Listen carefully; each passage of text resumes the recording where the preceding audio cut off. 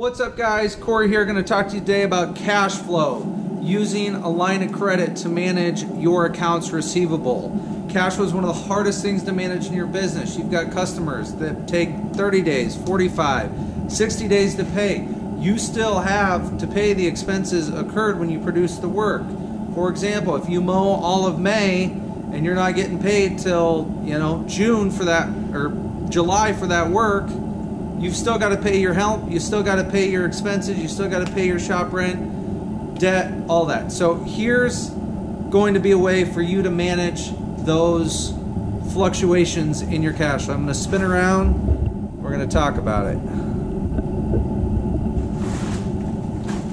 Alright guys, so what is accounts receivable? Accounts receivable is the money that's owed to you from your customers.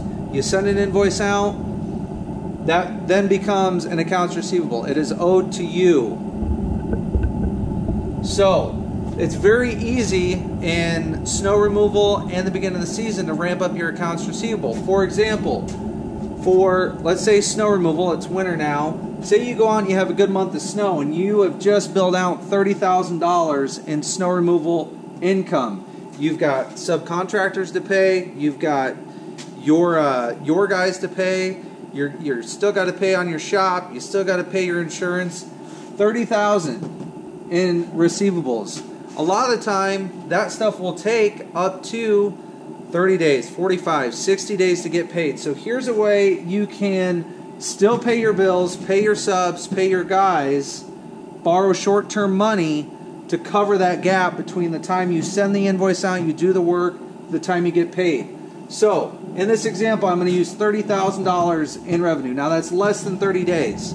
Less than 30 days. So, let's say we just did the work, you sent out all your billing, you just did $30,000. Using a line of credit, typically, they will borrow a certain percentage off of this $30,000. So, in this example, the bank is going to allow you to borrow 75% of your current accounts receivable.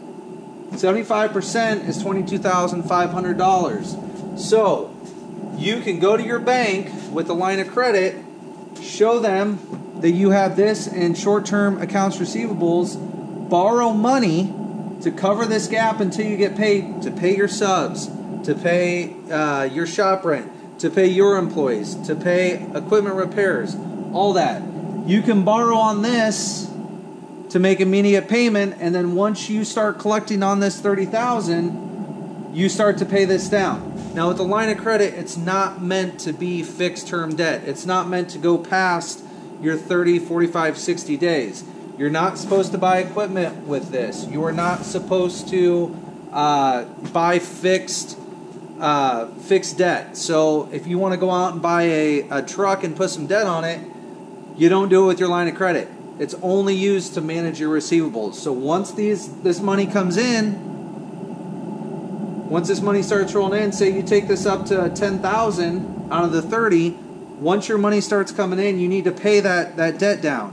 You pay that down, and ideally you do not want to carry a balance for this extended because you're going to be paying interest. You're probably going to be paying 4, 5, 6% interest on this line of credit.